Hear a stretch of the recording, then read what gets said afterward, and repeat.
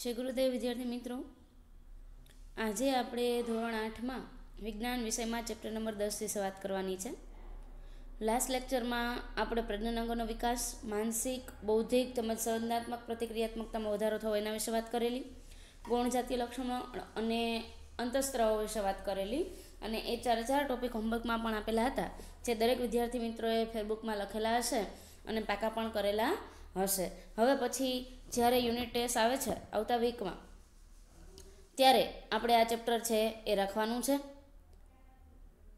એટલે પહેલેથી આ ચેપ્ટર તમારે પાકું કરવું પડશે.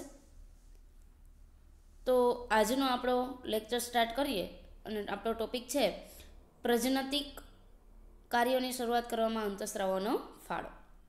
તો જે પ્રજનતિક કાર્યોની શરૂઆત કરવામાં અંતઃસ્રાવોનો ફાળો છે એના વિશે વાત કરીએ તો સૌથી પહેલાં તો અંતઃસ્રાવી ગ્રંથિઓ છે એ અંતઃસ્રાવને સીધા જ રુધિરમાં ઠાલવે છે. આપણને ખબર છે અંતઃસ્રાવ છે એ સીધા રુધિરમાં ભળી જાય છે. અંતઃસ્રાવી ગ્રંથિમાંથી જે અંતઃસ્રાવ ઉત્પન્ન થાય છે બધા જ અંતઃસ્રાવ સીધા ક્યાં ભળી જાય છે? રુધિરમાં. તો એ અંતઃસ્રાવી ગ્રંથિઓ સીધા રુધિરમાં ઠલવાઈ જાય છે.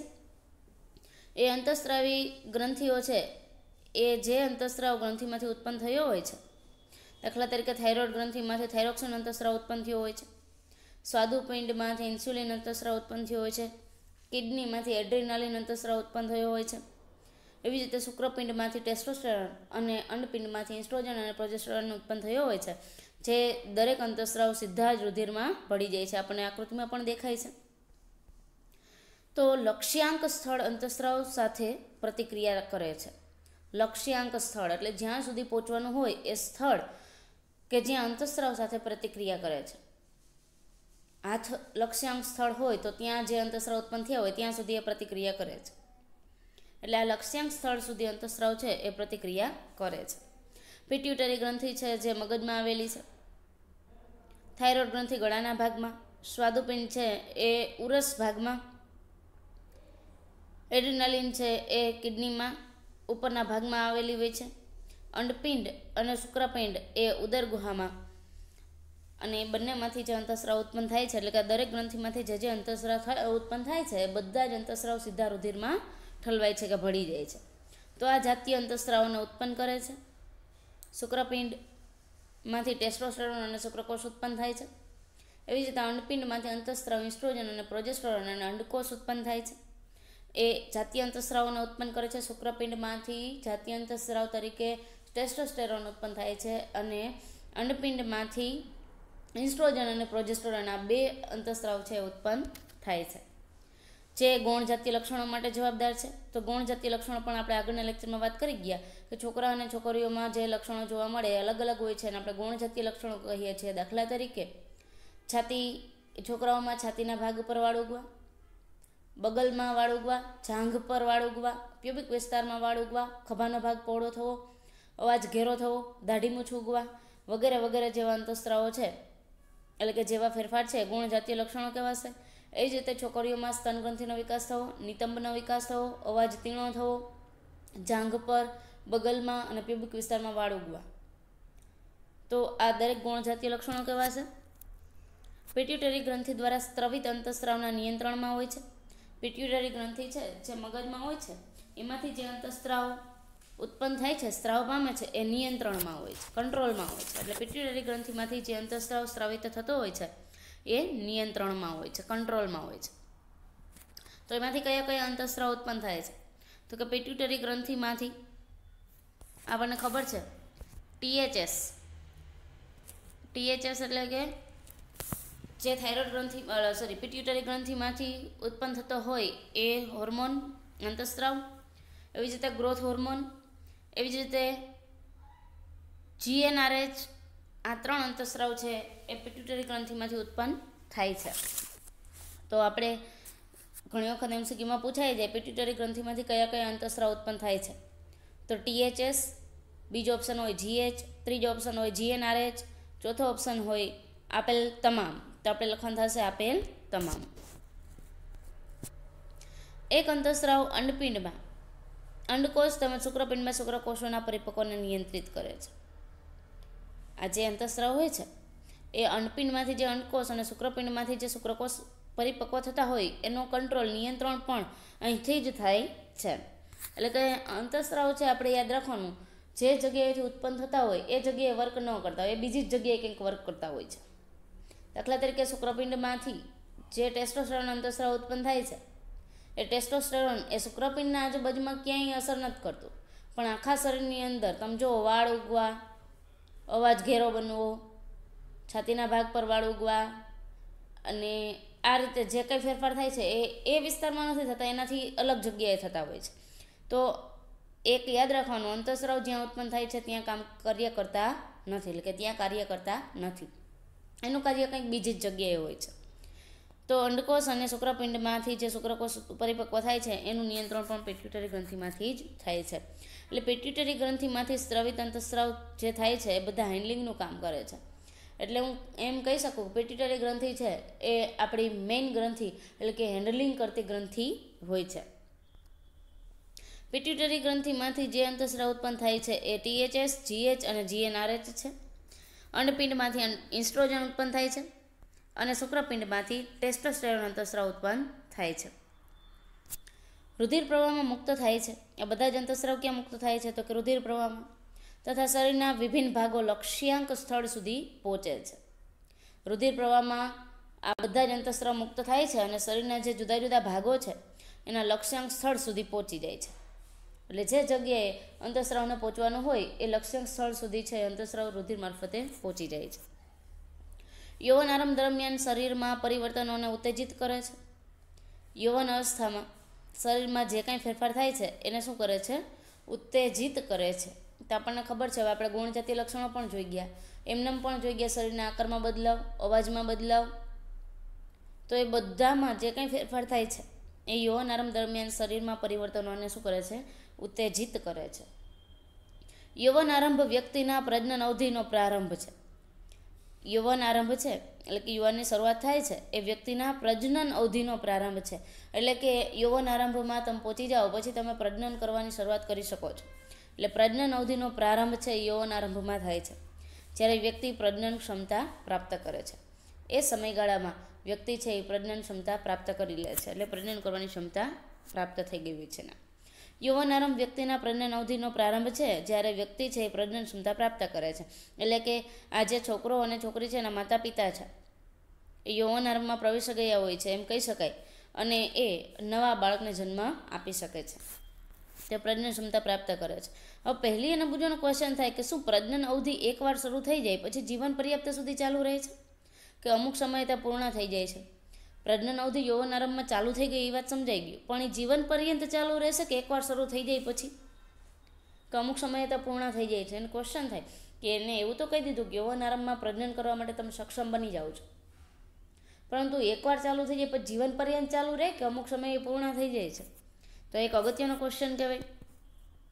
તો હવે આપણે એના વિશે વાત કરીએ, એના આન્સરના આપીએ. આપણે પહેલી અને બીજોના ક્વેશ્ચનના આન્સર આપીએ તો મનુષ્યમાં પ્રજનન કાળની અવધિ, આ પણ ટોપિક તમારા હોમવર્કમાં લખવાનો રહેશે. પહેલો ટોપિક આપણે જોયો અંતઃસ્રાવનો ફાળો, બીજો ટોપિક છે પ્રજનન કાળની અવધિ. મનુષ્યમાં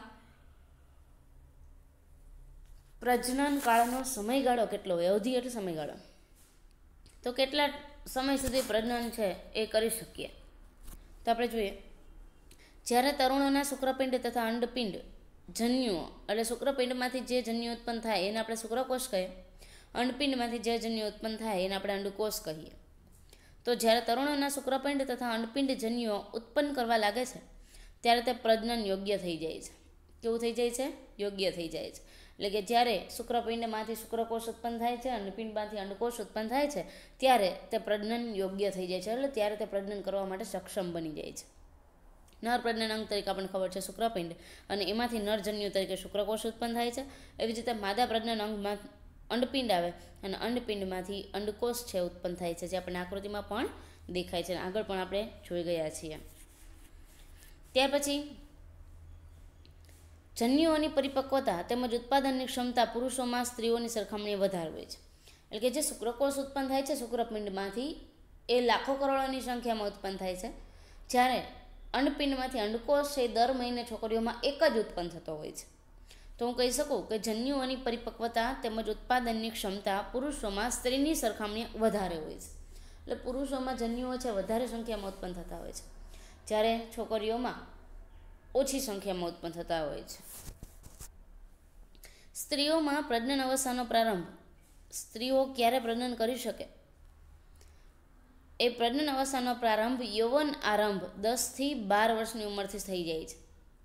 જ્યારે છોકરી 10 થી 12 વર્ષની ઉંમરે પહોંચે ત્યારે એનામાંથી એટલે કે એના જે પ્રજનન અંડપિંડ છે એમાંથી વારાફરતી એક મંથે એક અંડકોષ પરિપક્વ થવા લાગે છે. એટલે ત્યારથી તે પ્રજનન પ્રાપ્ત કરવાની ક્ષમતા ધરાવતી હોય છે. એટલે સ્ત્રીઓમાં પ્રજનન અવસ્થાનો પ્રારંભ એટલે કે શરૂઆત યૌવન આરંભ 10 થી 12 વર્ષની ઉંમરે થઈ જાય છે. યાદ રાખવાનું છે, છોકરીઓમાં 10 થી 12 વર્ષની ઉંમરે પ્રજનન અવસ્થાનો પ્રારંભ થઈ જાય છે. સામાન્ય રીતે તે 45 થી 50 વર્ષની ઉંમર સુધી ચાલ્યા કરે છે. 10 થી 12 વર્ષની ઉંમરે શરૂઆત થાય અને 45 થી 50 વર્ષની ઉંમર સુધી આ ચાલ્યા કરે છે. પ્રજનન પ્રાપ્ત 10 થી 12 વર્ષની ઉંમરે અને પ્રજનનનો અંત કહું એટલે કે કેટલા વર્ષો સુધી કરી શકે, તો કે 45 થી 50 વર્ષની ઉંમર સુધી આ પ્રજનન ક્ષમતા છે એ ચાલ્યા કરે છે.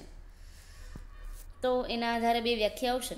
એના પહેલાં એક વાત કરી લઈએ કે યૌવન આરંભથી અંડકોષ પરિપક્વ થવા લાગે છે. જ્યારે તમે યૌવન આરંભમાં 10 થી 12 વર્ષની ઉંમરે છોકરીઓ પહોંચે છે ત્યારે અંડકોષ છે એ પરિપક્વ થવા લાગે છે. અંડપિંડમાં એક અંડકોષ પરિપક્વ થાય છે. જે અંડપિંડ છે એમાંથી અંડકોષ એક જ પરિપક્વ થાય છે અને તે પરિપક્વ થઈને અંડવાહિનીમાંથી આગળ ગર્ભાશયમાં આવે છે. જો ગર્ભાશયમાં આપણને દેખાય છે તો એ ક્યાં આવે છે? ગર્ભાશયમાં આવે છે. એટલે કે અંડપિંડમાંથી અંડકોષ એક જ પરિપક્વ થાય અને તે આગળ વહન પામીને ગર્ભાશયમાં આવે છે. લગભગ 28 થી 30 દિવસોના અંતરાલ પર કોઈ પણ એક અંડપિંડ દ્વારા મુક્ત થાય છે. જ્યારે 28 થી 30 દિવસ એટલે એક મંથ થાય એટલા દિવસોના અંતરાલ પર, એટલા સમયગાળા પર કોઈ પણ એક અંડપિંડ દ્વારા મુક્ત થાય છે. કાં ડાબી બાજુનું અંડપિંડ કાં તો જમણી બાજુનું અંડપિંડમાંથી એક અંડકોષ છે 28 થી 30 દિવસના સમયગાળા દરમિયાન મુક્ત થાય છે. તો આ આપણે વાત કરી એમ છોકરીઓમાં 28 થી 30 દિવસના સમયગાળે એક અંડકોષ મુક્ત થાય છે. આ સમયમાં ગર્ભાશયની દિવાલ કેવી થઈ જાય છે?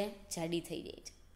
જેવું અંડકોષ અંડવાહિનીમાંથી આગળ વધીને ગર્ભાશયમાં આવે છે ત્યારે ગર્ભાશયની દિવાલ એકદમ કેવી હોય છે? જાડી થઈ ગઈ હોય છે. જેનાથી તે અંડકોષોના મુક્ત થયા બાદ યુગ્મનજને ગ્રહણ કરી શકે, જેના ફળ સ્વરૂપે ગર્ભધારણ થાય છે. કોના ફળ સ્વરૂપે?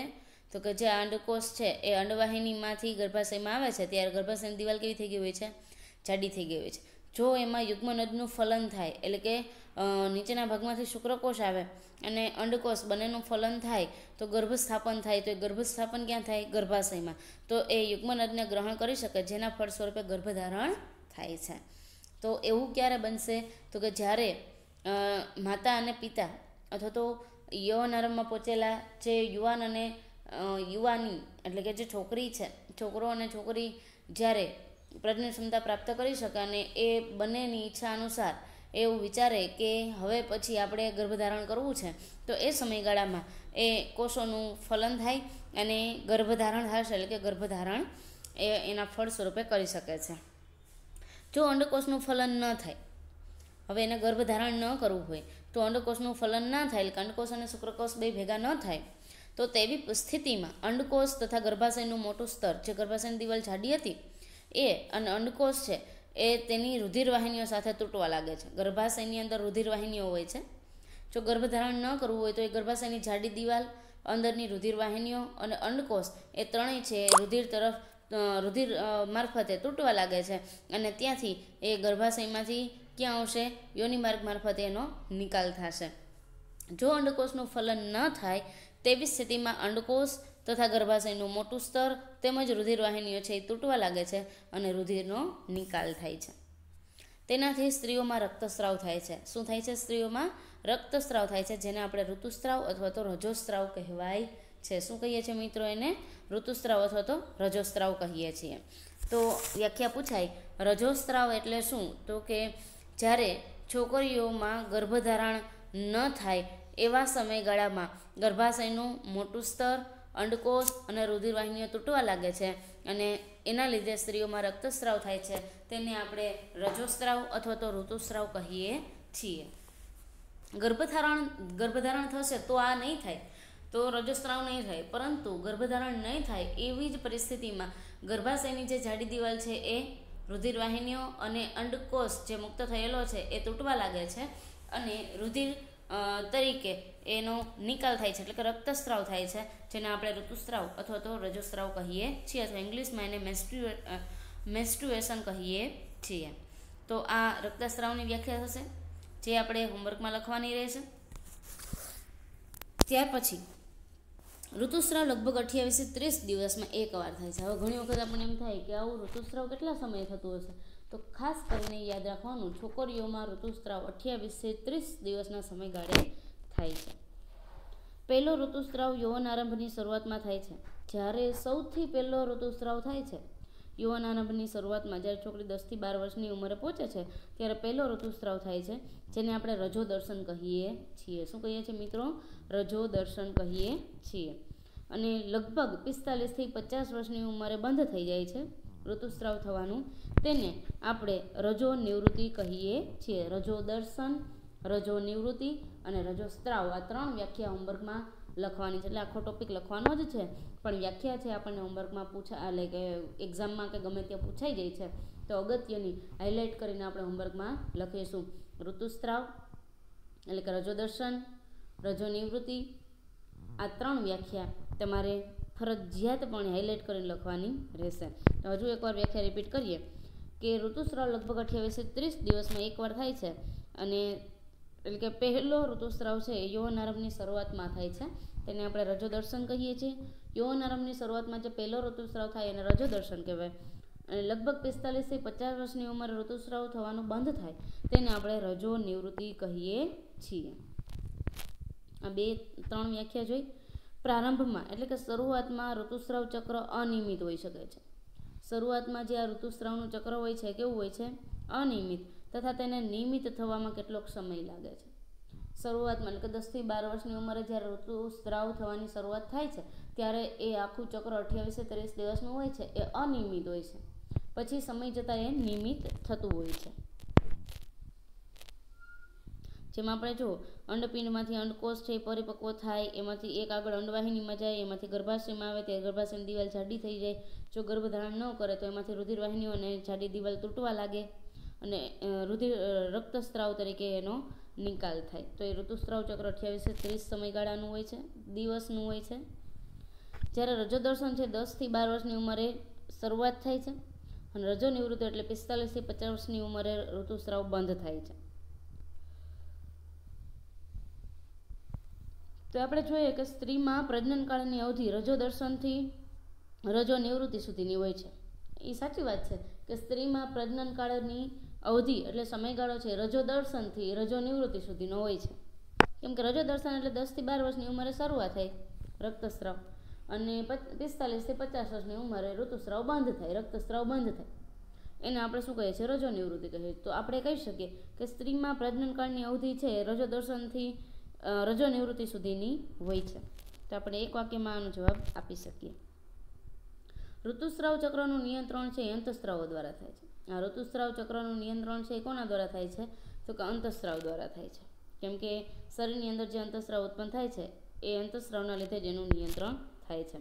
આ ચક્રમાં અંડકોષનું પરિપક્વ થવું. આ ચક્રમાં શું હોય? તો કે અંડકોષ પરિપક્વ થાય, તેનું મુક્ત થવું, જેને અંડપાત કહીએ છીએ. જો અંડવાહિનીમાં એક અંડકોષ મુક્ત થઈ ગયો, ગર્ભાશયની દિવાલનું જાડું થવું, તેમજ ફલન ન થવું. ફલન ન થાય તો જ ઋતુસ્રાવ થશે, નહીં તો થશે નહીં. એટલે ખાસ ધ્યાન શું રાખવાનું કે ઋતુસ્રાવ એટલે કે રક્તસ્રાવ થાય છે એ સમયગાળા દરમિયાન શું શું ફેરફાર થવા જોઈએ? તો કે અંડકોષ છે એનું પરિપક્વ થવું, પછી એમાંથી એક અંડકોષ છે મુક્ત થાય જેને આપણે અંડપાત કહીએ છીએ. પછી તો કે ગર્ભાશયની દિવાલ જાડી થવી જોઈએ અને ફલન ન થવું જોઈએ. આ 4 બાબત ધ્યાન રાખવાની, તો જ ઋતુસ્રાવ 28 થી 30 દિવસના સમયગાળે થાય છે. તો અહીંયા આપણે જોઈએ છીએ કે અંડકોષ મુક્ત થયો છે અને એક અંડકોષ છે એ ગર્ભાશયમાં સ્થાપિત થઈ જાય છે. અહીંયા ફલન થાય છે એટલે ગર્ભધારણ થશે. તો બાજુમાં જે બેન દેખાય છે એને ગર્ભધારણ કર્યું છે એવું આપણે કહી શકીએ. હવેનો ટોપિક છે સંતતિનું લિંગ નિશ્ચયન કેવી રીતે થાય.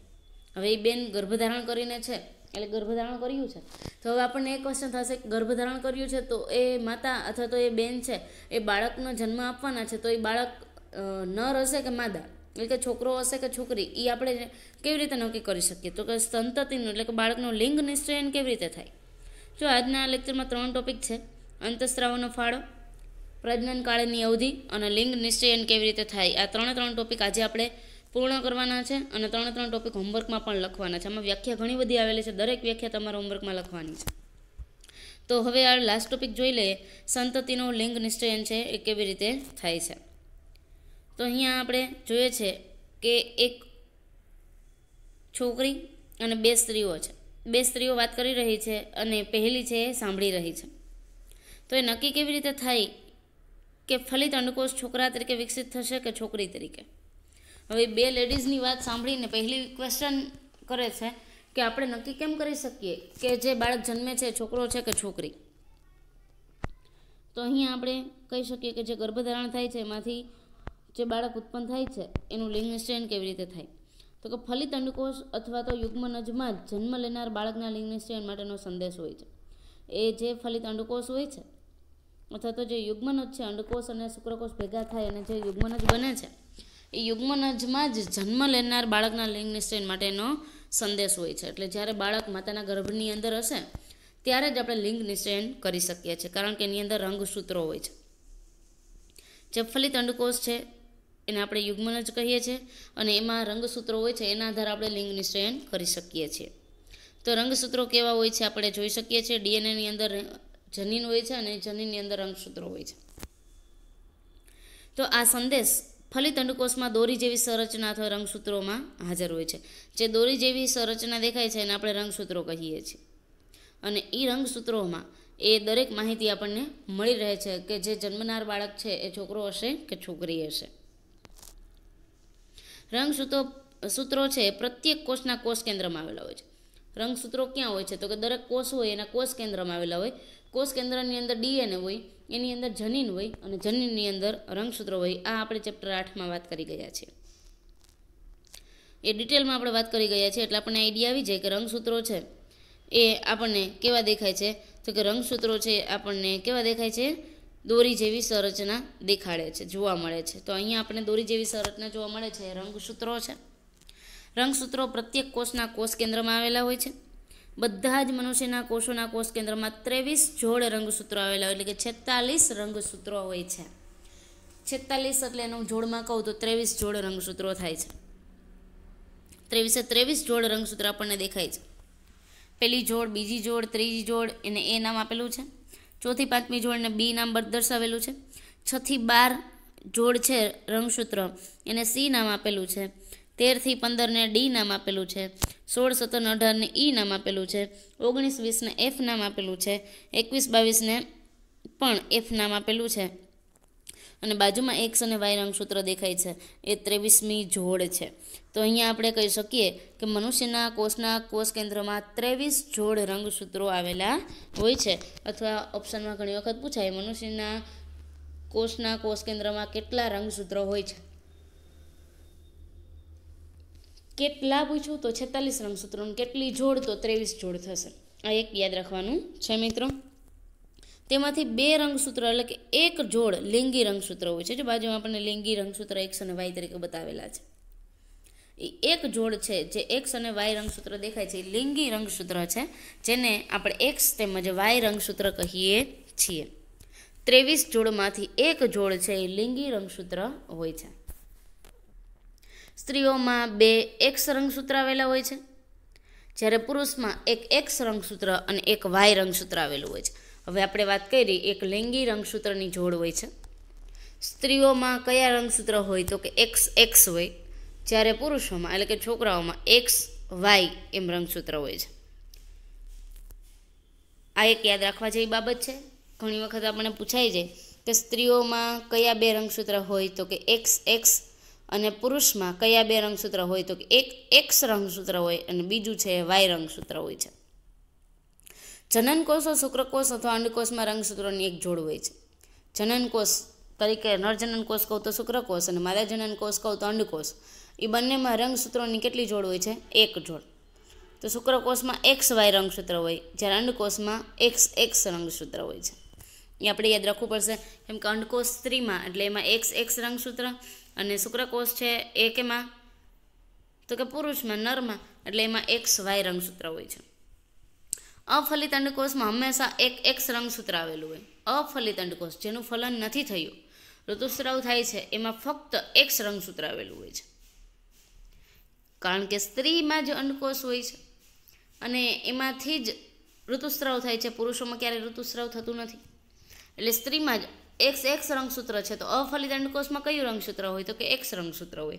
કારણ આપણને સમજાઈ જાય કે છોકરીઓમાં જ ઋતુસ્રાવ થાય છે, એટલે આપણે છોકરીઓના જ રંગસૂત્ર જોવાના. તો એ અફલિત રંગસૂત્ર શેમાં હોય? તો કે છોકરીઓમાં. તો એમાં કયા રંગસૂત્ર છે? તો કે XX. એટલે આપણે MCQમાં કે ક્યારેય પૂછાઈ જાય કે અફલિત અંડકોષમાં હંમેશા કયું રંગસૂત્ર આવેલું હોય? તો કે અફલિત અંડકોષ એટલે ફલન ન થયું હોય તો એ ફલન કોનામાં થાય? છોકરીઓમાં. નથી થયું તો ઋતુસ્રાવ કોનામાં થાય? તો કે છોકરીઓમાં. તો એમાં કયું રંગસૂત્ર હોય? તો કે XX રંગસૂત્ર હોય છે. જ્યારે શુક્રકોષમાં બે પ્રકારના રંગસૂત્ર હોય છે, જેમાંથી એક પ્રકારના શુક્રકોષમાં X રંગસૂત્ર અને બીજા પ્રકારના શુક્રકોષમાં Y રંગસૂત્ર હોય છે. એટલે આપણે યાદ રાખવાનું, શુક્રકોષમાં બે રંગસૂત્ર હોય છે, એક રંગસૂત્ર X અને બીજું રંગસૂત્ર Y. જ્યારે સ્ત્રીમાં બે રંગસૂત્ર હોય છે, XX બંને સમાન. તો આપણે જોઈ શકીએ છીએ કે શુક્રકોષ છે એમાં એક શુક્રકોષ X છે ને એક શુક્રકોષ Y છે. અંડકોષ બંને સરખા જ છે, XX, અને બંને જોડાય. જો આ બાજુ પહેલાં જોઈએ, માદા શિશુ લખ્યું છે એ બાજુ. માદા શિશુ ક્યારે જન્મ લે? તો કે પુરુષનો શુક્રકોષ X હોય અને માદાનું અંડકોષ છે પણ X હોય, અને એ બે જોડાય. જો આપણને ઉપર શુક્રકોષના અંડકોષ જોડાતા હોય એવું દેખાય છે, પછી એરો કર્યો અને એ જોડાણા એટલે યુગ્મન જ બન્યું. એ યુગ્મન જ કયું બન્યું? તો કે XX. શુક્રકોષમાંથી પણ X રંગસૂત્ર અને અંડકોષમાંથી પણ X રંગસૂત્ર, એ બંનેનું ફલન થાય એટલે યુગ્મન જ બને અને XX રંગસૂત્ર બને. ત્યારે માદા શિશુ જન્મે છે, એટલે છોકરીનો જન્મ થાય છે. હવે બીજી બાજુ જો છોકરાનો જન્મ ક્યારે થાય? તો કે શુક્રકોષમાં Y રંગસૂત્ર હોય અને અંડકોષનું X રંગસૂત્ર હોય. એ શુક્રકોષ Y અને અંડકોષ X જોડાય ત્યારે જે ફલન થઈને યુગ્મન જ બને છે એ XY રંગસૂત્ર બને છે અને પછી છોકરાનો જન્મ થાય છે, એટલે કે નર શિશુ જન્મ લે છે. હવે આપણને લિંગ નિશ્ચયની ખબર પડી ગઈ. શુક્રકોષ બે શુક્રકોષ હોય, એક X શુક્રકોષ હોય ને એક Y શુક્રકોષ હોય. અને માદામાં તો બંને અંડકોષ કયા હોય? XX. જો શુક્રકોષ X છે એ માદાના X સાથે જોડાય તો માદા બને, એટલે છોકરીનો વિકાસ થાય.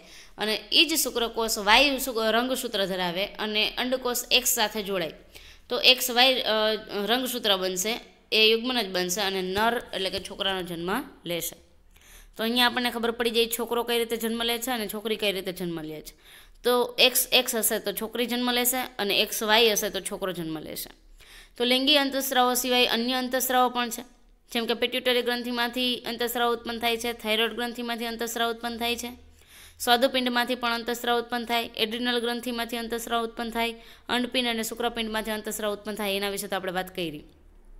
હવે પિટ્યુટરી ગ્રંથિ દ્વારા જે સ્ત્રવતા અંતઃસ્રાવ હોય એ જનન અંગોને અનેક અંતઃસ્રાવ ઉત્પન્ન કરવા માટે ઉત્તેજિત કરતા હોય છે.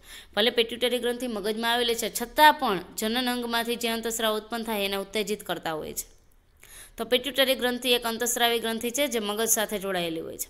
હવે ઘણી વખત પૂછાઈ જાય પિટ્યુટરી ગ્રંથિ છે એનું કામ શું? તો કે જનન અંગોમાંથી જે અંતઃસ્રાવ ઉત્પન્ન થાય છે એને ઉત્તેજિત કરવાનું.